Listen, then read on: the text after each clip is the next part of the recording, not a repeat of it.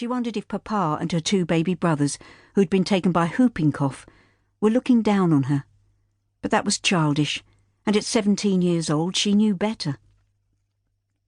She picked up her black silk skirts and trudged across the scorched grass as she followed her family to the station platform.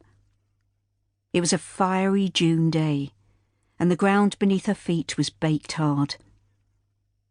The return train journey promised to be hot and sticky and less than cheerful, and she had a sudden urge to cry out that it wasn't fair. Papa had been in his mid-40s when he contracted pneumonia during a business trip to the continent. Her last sight of him had been when she'd waved him off, thinking that he would return soon with news of a profitable deal. Caroline bit the inside of her lip to prevent herself from bursting into tears as she caught up with her mother, Sadie, and the boys. "Are you all right?" Sadie whispered. "Yes, of course."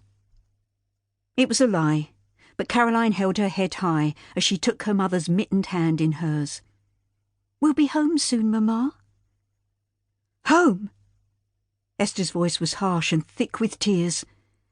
"There is no future for me without Jack. My heart's broken and buried with him in that cold grave." Sadie sighed and shook her head. "It's a sad time, but you'll feel better when you've had a cup of tea and something to eat." "Stop being so cheerful," Esther said wearily. "Leave me alone." She broke away from Caroline's restraining hand and marched towards the station platform.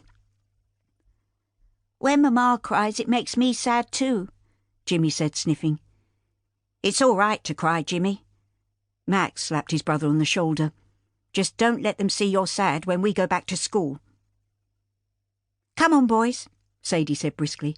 "We better get a move on, or we'll be left behind." She quickened her pace, the others falling into step beside her. The rest of the mourners, most of whom were employees of the Manning and Chapman Shipping Company, travelled second class, but Esther and the family had a first-class carriage to themselves. "If only your Uncle George were here." Esther leaned back in her seat. "I don't know if he received the cable I sent to the agent in New York, as there was no reply." "He'll be as upset as you are, Essie." Sadie turned her head away to stare out of the window. "It seems your family are only happy when they're sailing the 7 seas." "Our family." Esther took off her gloves and laid them on the seat beside her.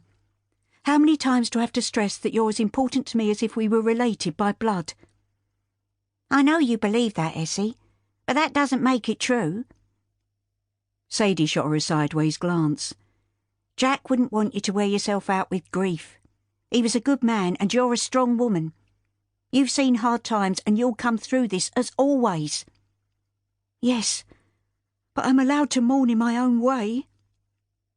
Esther brushed a tear from her cheek, and her lips trembled ominously.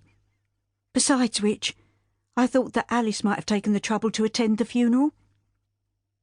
"You know she sent her apologies," Sadie said sternly. "Sir Henry is taking part in an important debate in the Commons, and Lady Bearwood wanted to be there to support him." "I know. I'm being unreasonable. It's all too much. If Jack had remained in London, he would still be alive today." Caroline glanced anxiously at her brothers, but Jimmy had fallen asleep in the corner seat, and Max was gazing out of the window, seemingly in a world of his own. She moved closer to Sadie, lowering her voice to a whisper. "What's going on, Aunt Sadie? I know that Mamma is heartbroken, but there's more, isn't there? I'm not a child.